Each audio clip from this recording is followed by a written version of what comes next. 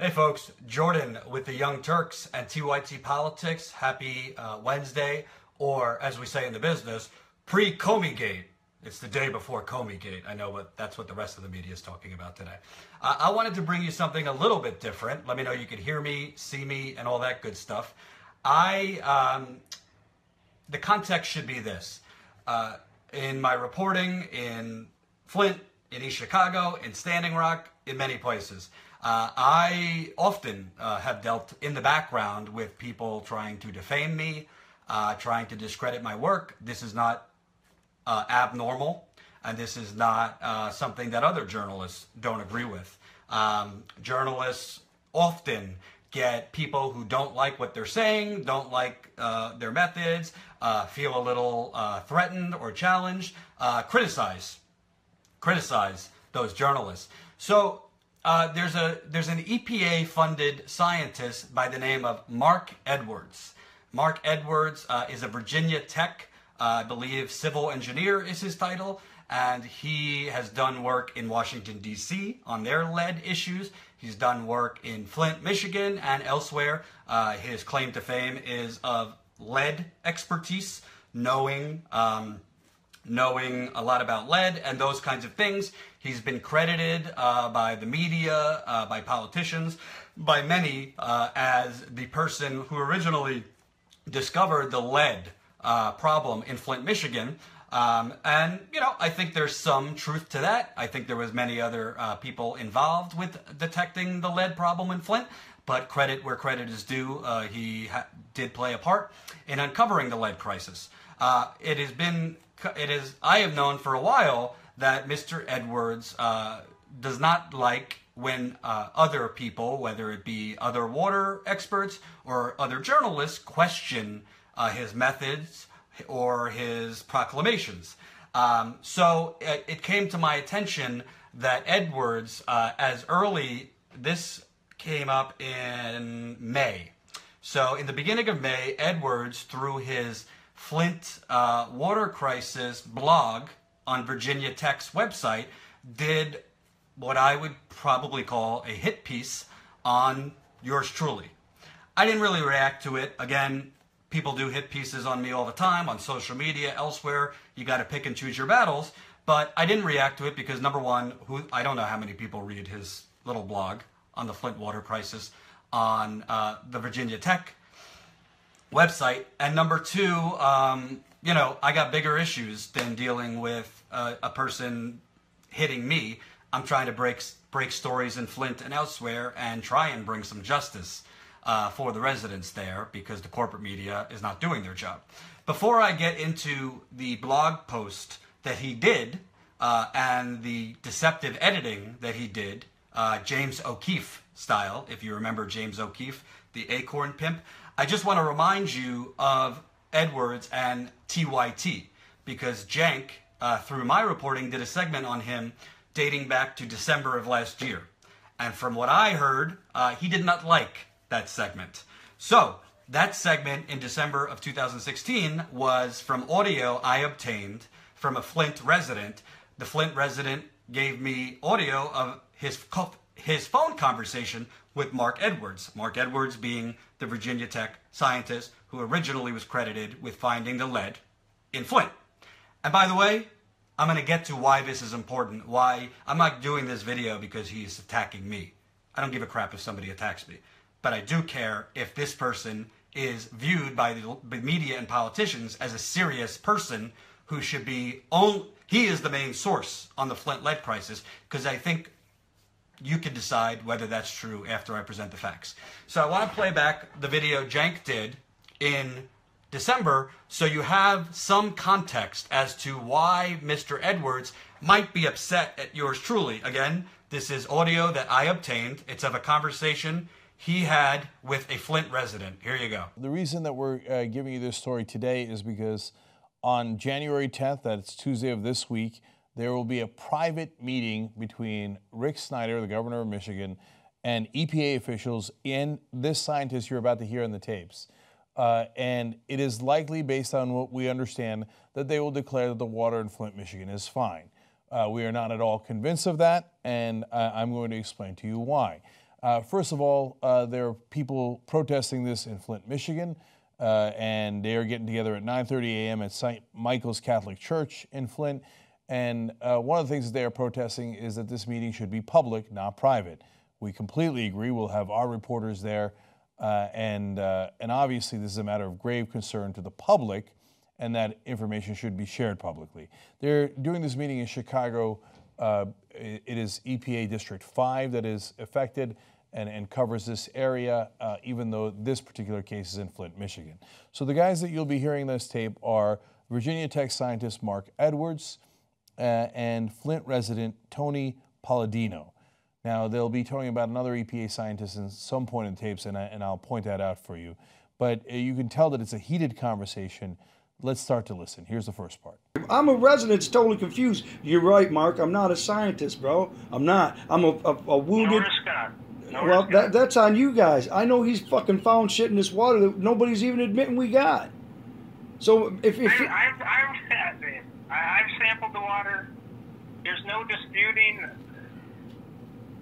You know, I don't know. There's no disputing what? Go ahead. There's no disputing. There's other shit in this water. So it was an interesting moment where Mark Edwards paused there. It appeared that he was going to say there's no disputing that the water is, but he didn't complete the thought, and then he backtracked. That, as you can see, there's more to that video. I'll put that video in the link once we put this on YouTube. We showed the rest of the conversation. I can't get in Mark Edwards' head, but most objective people watching that think, oh, he was about to say something that might come off slightly untoward, not good about the water in Flint, and he pulled back. Okay, so after that, in December, I found out he was not so happy about that I aired that tape.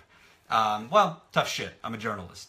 So I found out he did not like the fact that I was doing work with an independent water contamination expert named Scott Smith. Scott Smith works for Water Defense. It's a nonprofit.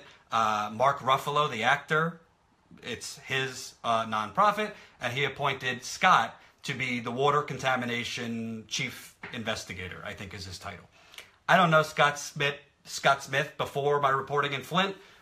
I've only gotten to know him over the last few months. So through interviewing residents in Flint, I was connected to Scott.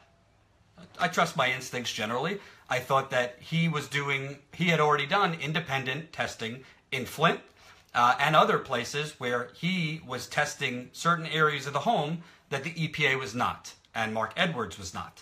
So I started talking to Scott, we did some interviews, and then not on the ground with Scott, by myself, I did my own testing in East Chicago, Indiana.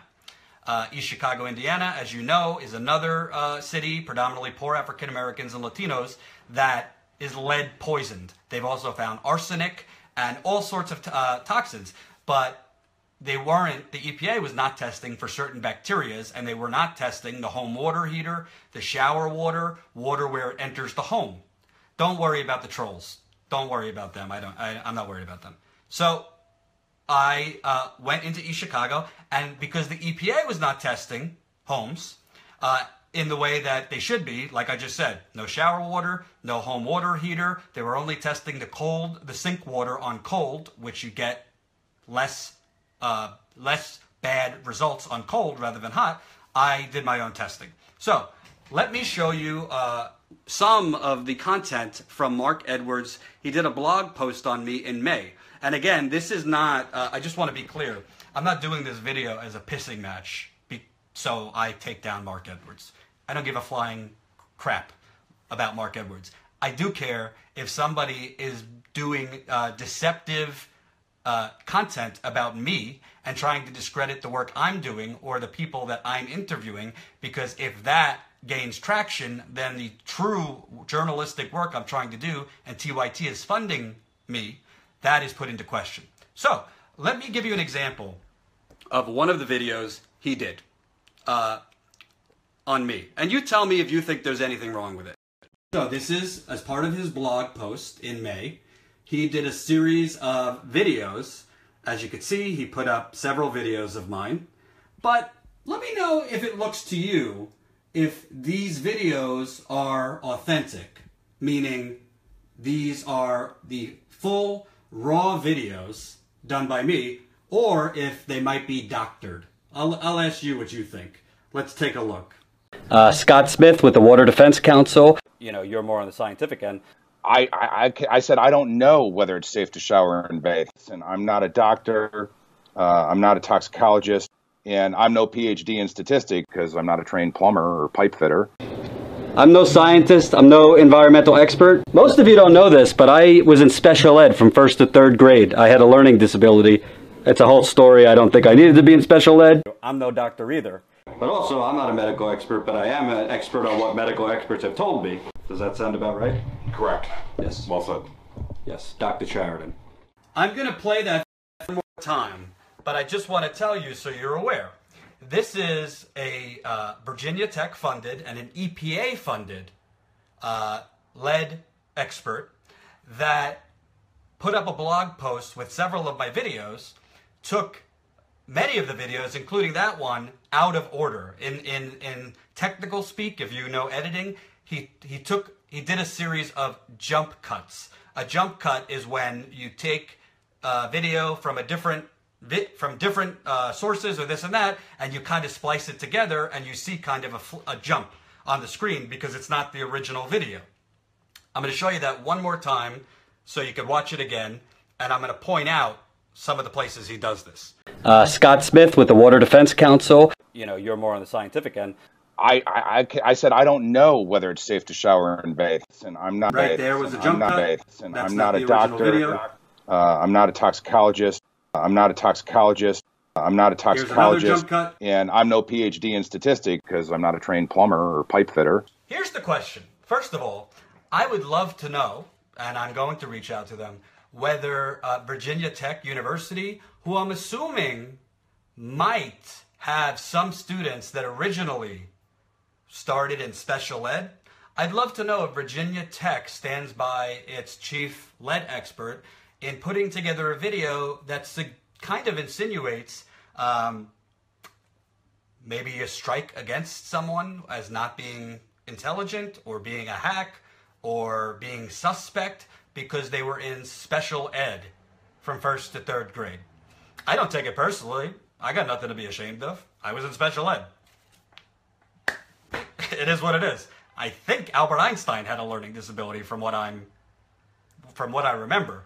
So I'd love to know from Virginia Tech, what do you think about special ed children? Do you agree with Mark Edwards? Because it seems to me in that video, he's splicing together things that I said, things that Scott said, to try and make us look, frankly, stupid.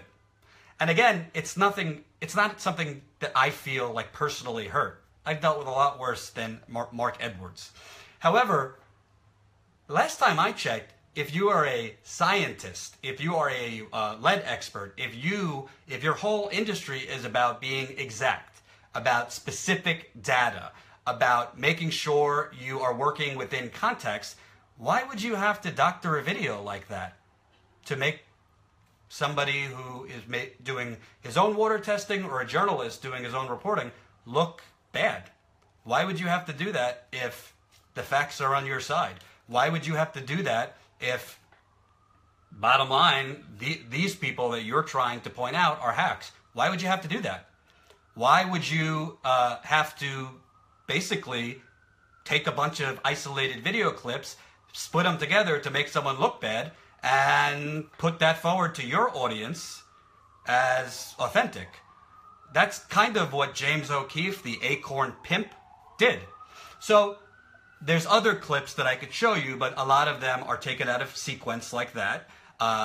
None of them are more disgusting than him insinuating or challenging my intelligence or my integrity because I'm in special ed. Again, that's not something I'm ashamed of, so that's why I told the audience. I'm very open with the audience. I call it being real and authentic. If you don't like me, don't watch. That's you. So I emailed. I didn't say anything. I didn't say anything about this for a month because I pick and choose my battles, and who cares if Mark Edwards is making videos about me? However, I did email them because I emailed not Edwards, but his assistant or another Virginia Tech person whose name was under the blog post. I emailed them on Saturday because I, through the grapevine, found out that Mark Edwards is fairly prominent in trying to plant hit pieces on people like Scott and people like me with the media. So it's one thing if Mark Edwards, because he's, for whatever reason, his ego or otherwise, is doing hit pieces or doing blog posts that doctor footage and take footage from different sources and try to cut it together to make someone look stupid. It's another thing if he is planting false information with the media. I'm not going to mention the reporter's name, but I happen to know he has been doing that with a reporter with CNN. You know my thoughts on CNN.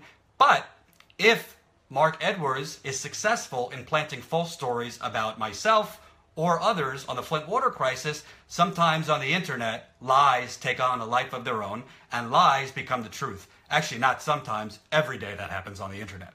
So I felt now was the time to actually reach out. So I reached out to this, not Edwards, but his assistant at Virginia Tech, who was behind that hack piece. And Edwards, it's his blog, so obviously Edwards knew about it. And I very firmly told them, this is deceptive editing. I said, if you don't take it down, I gave them till Tuesday, I'm going to go public with a video. He took that as a threat. That's fine if he took it that way. I did mention in that email TYT's audience. So I said, if you would like to publicly, for me to go public, pointing out what you guys did, this is the audience that TYT has. If you think that's a threat, then so be it. I just told him the facts, that I was going to go public unless it was taken down. In retrospect, maybe I shouldn't have asked him to take it down. Maybe the point isn't whether it's up there or taken down, but the point is I should have just responded, because the bottom line is he is being deceptive. He is being fraudulent. He also claims in his blog post that I took fungi from a boiler and then went to get it tested. This is not true. I did take fungi, but then I chose not to send it to the lab to get tested.